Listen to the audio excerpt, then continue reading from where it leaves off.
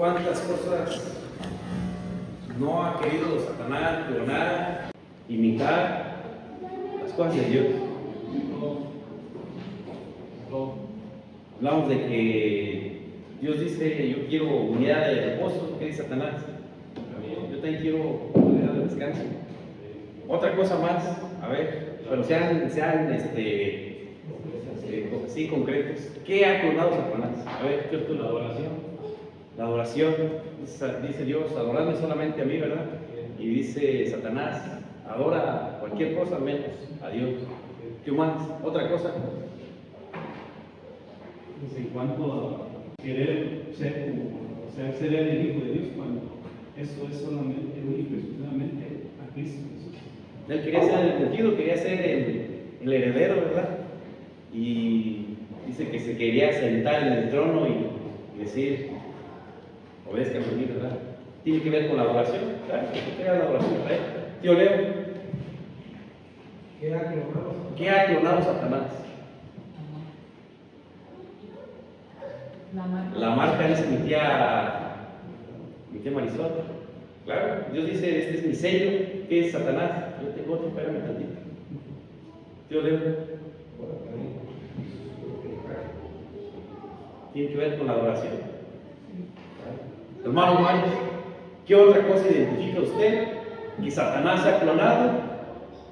Que Dios ha dicho es así, y Satanás dice: miren, ¿qué es así? Los mandamientos.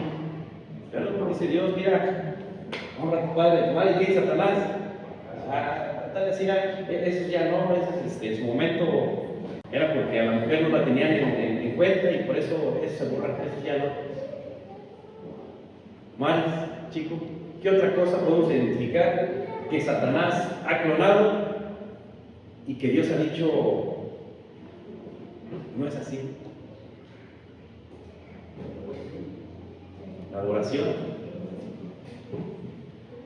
Fíjense que otra cosa que Satanás ha clonado y que rara vez hablamos es acerca del juicio de Dios. Satanás también tiene su juicio y también da su veredicto y también imparte él su justicia. ¿Cierto o falso?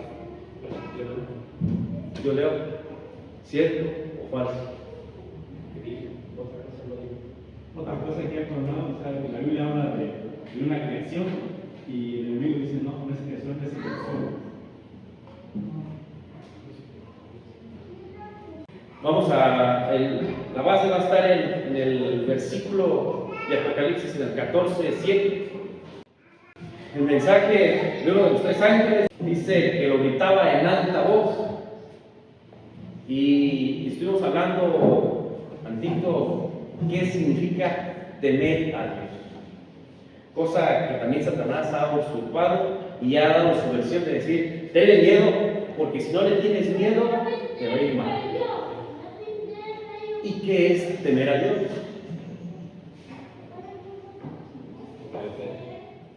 Realmente temer a Dios es darle los mandamientos correctos que Yo me puse a investigar, y ciertamente la traducción del diccionario es: una de las cosas es tener miedo. Es lo primordial que ponen ahí, dicen, es tener miedo. Pero después se desglosa más, dice: es estar seguro de que va a pasar algo. Cuando decimos que empieza a llover 5 o 6 días seguidos, los de la playa dicen: ¿saben qué? Me temo que nos vamos a inundar, porque están viendo que algo está a punto de suceder. Cuando vemos las nubes negras encima de nosotros, me temo que va a caer granizo, porque es algo que va a pasar y que solamente estamos esperando el momento en que pase, ¿verdad? Eso es temer a Dios, es estar seguros que lo que Dios habló va a pasar. ¿Por qué temer a Dios? ¿Qué significa? Mira, estoy seguro de que lo que habló Donald Trump son mentiras, pero lo que Dios habló va a pasar. Y por eso el mensaje es para nuestra generación, para los últimos tiempos. Dice, temer a Dios. Lo que Dios habló a través de todos los tiempos va a pasar. Es más, hay señales. Dijo Cristo Jesús, cuando veas que todo esto empieza a pasar, aguas. Por eso dice, temer a Dios. Y focaliza bien a quién debes creerle. Entonces tenemos que tener en cuenta, hermanos, que el temer a Dios es tener en cuenta que lo que Dios habla se va a cumplir. Eso es temer a Dios. Saber y tener la seguridad de lo que Dios habló va a pasar. ¿Qué más conlleva el ser temeroso de Dios? ¿Cuántas veces escuchamos sean temerosos de Dios, temer a Jehová? ¿Cuántas veces escuchamos los consejos de los padres? Mira, hijo, ten temor de Dios. Comprendemos que significa no precisamente tener miedo, sino estar seguro que lo que Dios habló se va a cumplir. ¿Y qué más conlleva el temer a Dios? Respetarlo. Vamos a leer el versículo 18 del capítulo 33 de Salmos, en adelante hasta el 22. Es el capítulo que estamos leyendo hoy. He aquí, dice, el ojo de Jehová, dice, sobre los quién, sobre los que le temen, dice. ¿A quién le temen? A Jehová. Entonces, he aquí el ojo de Jehová, vamos a traducirlo, sobre aquellos que tienen la convicción que de lo que Dios habló, se va a cumplir. Y hay una coma, y tiene una cualidad, aquellos que le temen a Dios, dice, sobre los que le esperan en qué, en su misericordia, dice. El 19 dice, ¿para qué es la misericordia que Dios ofrece? Dice, para librar sus almas de la muerte. ¿Y qué dice? Y para darle vida en tiempos de qué, de hambre, dice. Nuestra alma, dice, espera en Jehová, dice, nuestra ayuda y nuestro escudo es Él. Por tanto, dice, en Él se alegrará que nuestro corazón, dice, porque en su santo nombre, ¿qué dice? Hemos confiado, dice, sea tu misericordia, oh Jehová, sobre nosotros, seguro esperamos en Él. Cuando el ángel grita esas palabras, dice, temer a Dios, ¿a quién va dirigido? Implica a aquellos que están seguros que lo que Dios dijo se va a cumplir, estén confiados en Dios. Mientras, decía mi tío, el temer a Dios significa libertad para los hijos de Dios y para los que le han contradicho, es miedo. Hermanos, implica las dos versiones, porque para los que han confiado en Dios, dice David, se va a hacer vida en tiempos de hambre. Y cuando está diciendo el ángel esto es porque está pasando una serie de cosas que es necesario que recordemos que tenemos que tener confianza en Dios. No sé si quedó entendido a qué se refiere cuando en la Biblia dice temed a Dios, temed a Jehová, ser temeroso de Dios. Regresamos a Apocalipsis 14, 7, dice, y darle gloria, dice. Estamos hablando de David, de todo lo que escribió David, y vemos que yo les decía, David tal parece que habla de juicio, habla de misericordia, de clamar a Dios, de temer a Dios en el momento decisivo de que tenemos la necesidad de ser perdonados. David tenía la necesidad de ser perdonados aún siendo el rey, claro que sí. Y darle gloria, dice. Y luego hay un punto y una coma, dice. ¿Por qué? Dice el por qué es el momento necesario de reconocer, de temer a Dios. Dice, porque la hora de su juicio ha llegado. Y yo les decía, otra cosa que Satanás ha querido clonar es el juicio de Dios. Claro, también va a tratar de imitar la venida de Cristo Jesús. Pero ¿por qué el juicio de Dios lo quiere imitar Satanás? Primero, entendamos qué es un juicio. Cuando escuchamos la palabra juicio, ¿qué entendemos? Si algo estaba en duda y se aclaró. que algo estaba en duda y se aclaró. Que se va a investigar a una persona. Se va a investigar a alguien. ¿Qué más? ¿Qué entendemos por juicio? Va a haber un litigio. ¿Que va a haber qué? Un litigio. Un litigio, va a haber una pelea de ese litigio. Yo leo, Una sentencia. va a haber una sentencia. ¿Qué entendemos por juicio? Que estamos en el banquillo y lo van a enjuiciar. Y va a haber alguien que va a reconocer el mal o el bien. Juan, Es como el final de las obras que se van a recoger. final. Resultados de Yo busqué en el diccionario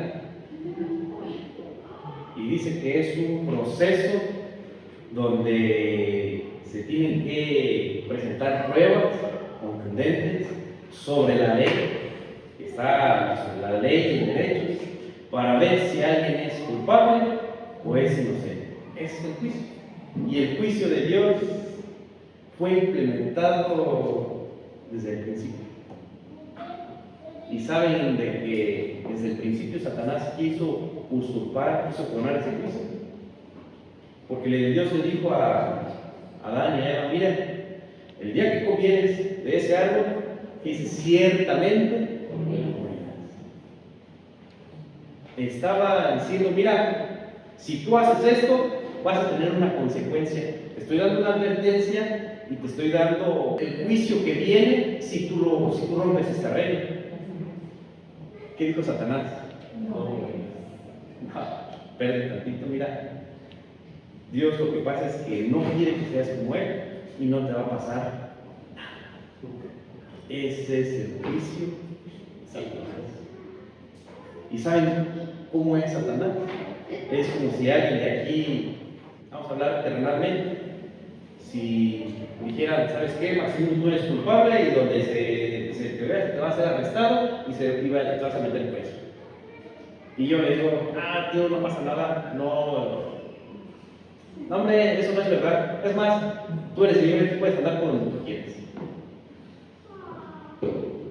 ¿Hay dos juicios o hay un juicio verdadero y una mentira? Hay un solo juicio.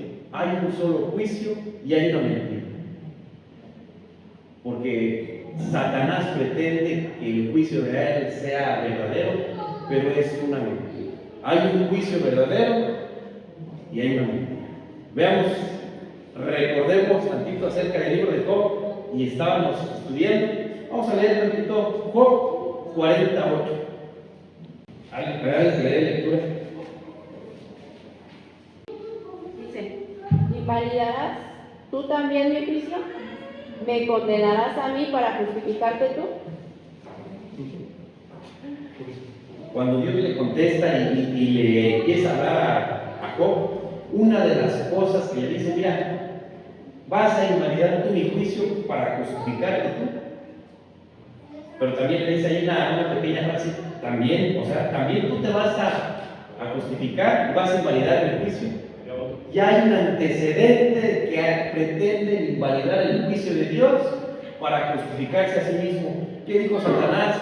Lo que tú estás diciendo está incorrecto.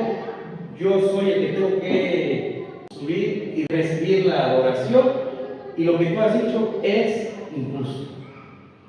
Y lo que yo digo está correcto.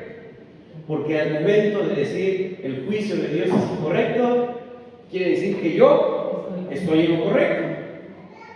Ahorita estudiando los salmos, ¿por qué David hacía tanto énfasis en la aceptación del juicio de Dios?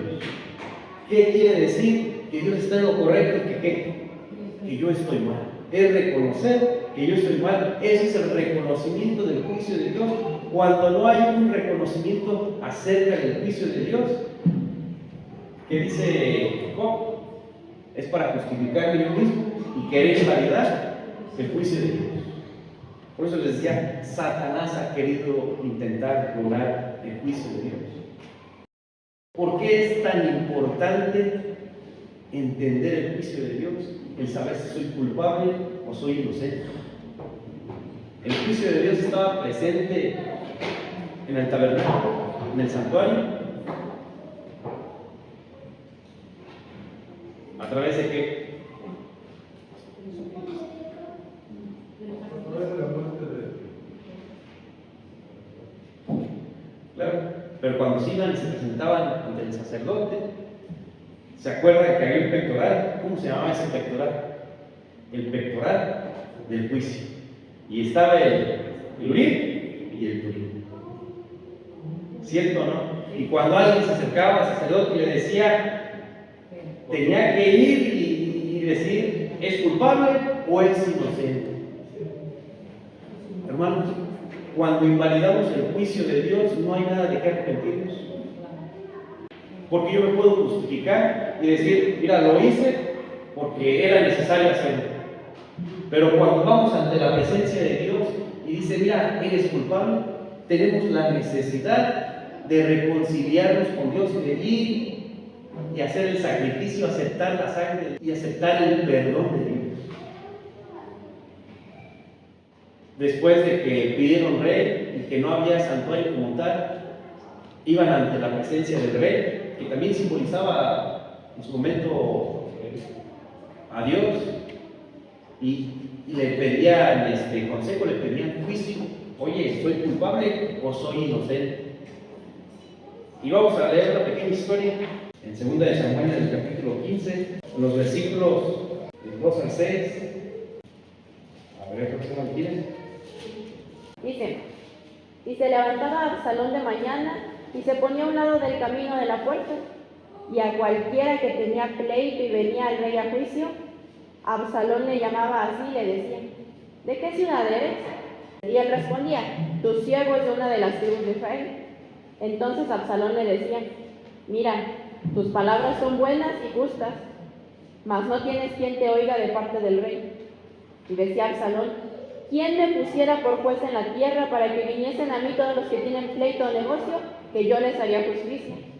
Y acontecía que cuando alguno se acercaba para inclinarse a él extendía su mano y lo tomaba y lo besaba. Y de esta manera hacía con todo Israel que venían al rey para juicio, y así robaba Absalón el corazón de los hombres de Israel. En ese momento, ¿quién era el verdadero rey? Dice que en ese momento estaba rey David, papá de Absalón. Dice que estaba allá en el trono, allá estaba en el palacio. Y dice que Absalón, bien astuto, dice que venían a juicio para decirles si eran culpables o inocentes, qué tenían que hacer. Venían con el rey David para que los aconsejara, para que les dijera, mira, eres culpable, ve y pide perdón, haz una restitución, como ya estaba escrito, ve y haz esto. ¿Qué decía Absalón? Me la adelanto antes de que lleguen al palacio, me pongo en la puerta y le digo, mira, ¿a qué vienes tú? ¿Vienes a juicio? No hay nadie. Pero aquí estoy yo te voy a aconsejar lo que hagas. ¿Quién me pusiera por juez? Dice, ¿quién me pusiera a mí por juez? ¿A qué le suena esto? ¿Acaso no es la usurpación de Satanás? Miren, sabemos dónde está el Rey, sabemos dónde está Jesús, sabemos dónde está el Padre. ¿Lo sabemos o no lo sabemos? Pero ¿saben qué? Nos quedamos en la puerta. A ver, pues sí, porque estaría mejor. Es más, porque lo soborne tantito y me diga que todo está bien y no pasa nada.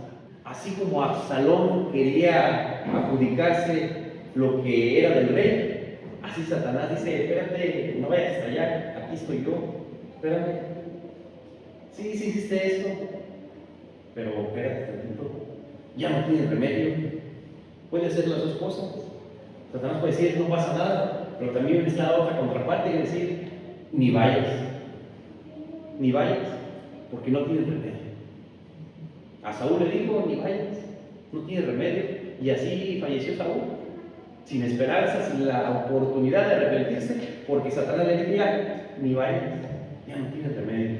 Y por eso la necesidad de recordar al ángel de Dios en los últimos tiempos de decir, el juicio viene. Jeremías 8:7. Aún la cigüeña, dice, en el cielo conoce su tiempo, dice, y la tórtola, y la grulla, y la golondrina guardan el tiempo de su venida, dice. Pero mi pueblo, ¿qué dice? No conoce el juicio de Jehová. Hermanos, nos hemos quedado a la puerta a escuchar a Absalón, a escuchar a Satanás, y hemos llegado hasta el palacio con el rey. La preocupación, hermanos, la advertencia del ángel de decir, ha llegado el juicio, es porque necesitamos recordar que ha llegado el juicio y le tenemos que pasar hasta adentro, hermano. No nos vamos a quedar en la puerta. Por eso, la recomendación del ángel dice, temer a Dios, dice, dadle gloria, dice, no porque sí, no porque nada, dice, porque la hora de su juicio ha llegado. Vamos a leer en Efesios 3, 12, 14. ¿Alguien quiere leer lectura? Dice, porque Dios traerá toda obra a juicio, juntamente con toda cosa encubierta, ya sea buena o sea mala. Hermanos, no nos podemos quedar a la puerta de escuchar a Absalón, porque todo va a ser llevado a juicio, en un juicio final. Ya no hay una oportunidad de decir, mira, arrepiéntete, regrésate, haz el sacrificio, arrepiéntete. Ya no va a haber esa oportunidad. Cuando el juicio concluye y dice, eres culpable o inocente, ¿qué viene después del juicio? Viene una sentencia. Y solamente hay dos bandos después del juicio final de Dios, donde está el lloro y el crujir de dientes, y los que están alabando y están glorificando a Dios y están en el cielo. Y están alabando, están glorificando y están felices y están contentos, porque aunque la vida en la tierra fue difícil, fueron hallados inocentes en Cristo. Claro que sí. Algo curioso, vamos a leer ahí en Primera de Reyes. Es una historia que todos nos sabemos, del versículo 9 en adelante. Lo que Salomón pide a Dios, todos sabemos la historia de que cuando Dios se le revela a Salomón y le dice, pídeme lo que quieras, a ver, pídeme qué cosa me vas a pedir. El versículo 9 dice, da pues, es la contestación de Salomón, dice, da pues a tu siervo corazón entendido, dice, para juzgar a tu pueblo, dice, para discernir, ¿qué dice? Entre lo bueno y lo malo, dice, porque ¿quién podrá gobernar tu pueblo tan grande? Dice. El versículo 10 dice, y agradó delante del Señor que Salomón pidiese esto. Y le dijo Dios, dice, ¿por qué has demandado esto y no pediste para ti ni muchos días, ni pediste para ti riquezas, ni pediste la vida de tus enemigos? Y aquí está la clave, sino que demandaste para ti inteligencia. ¿Qué dice? ¿Para ejercer juicio? Dice, para oír juicio. ¿De parte de quién viene el juicio? De parte de Dios. ¿Saben que si Salomón hubiera, por su propia inteligencia, por sus propios méritos, hubiera impartido juicio al pueblo, hubiera sido un juicio error?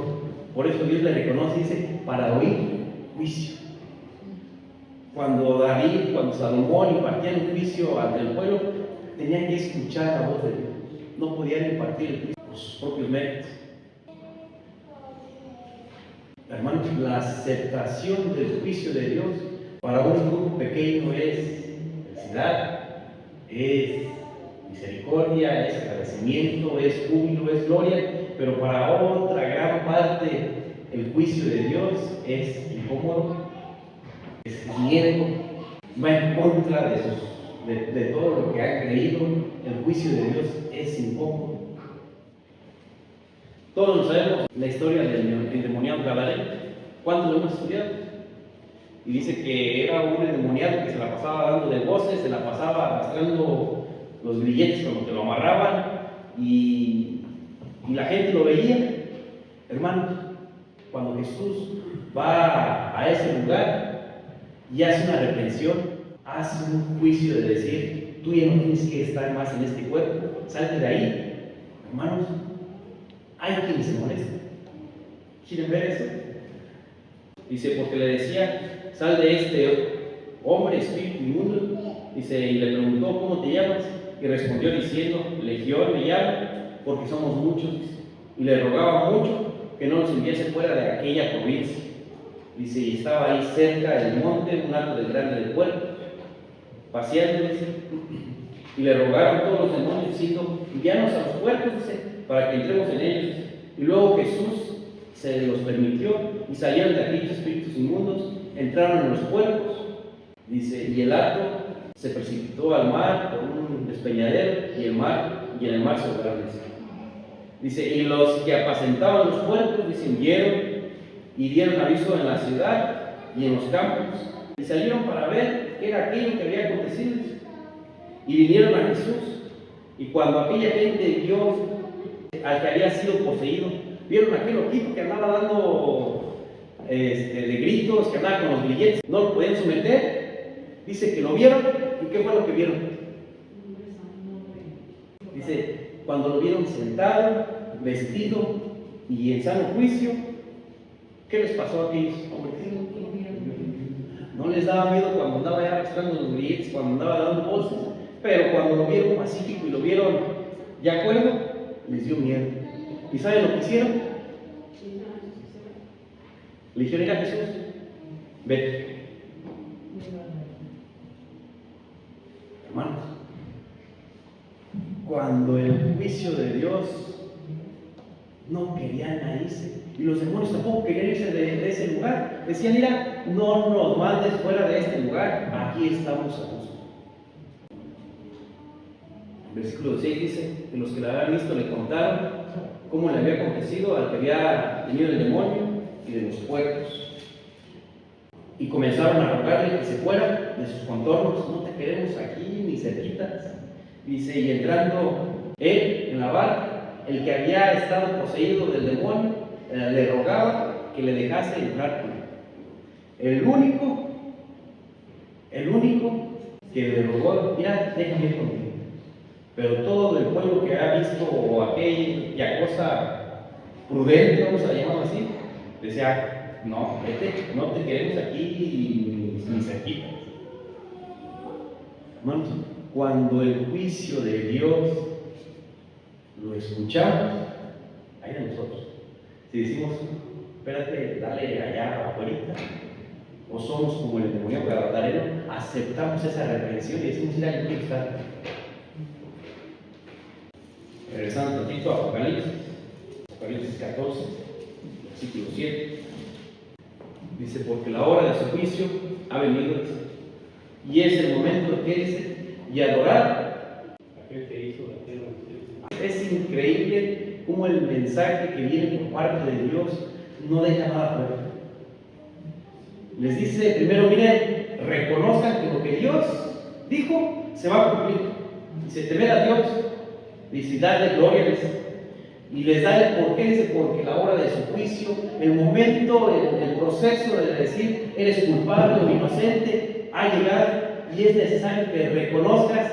Y no le dice a Dios, no le da unas características: es necesario que reconozcas y le alabes a aquel que hizo los cielos y la tierra, el mar y las fuentes de las aguas.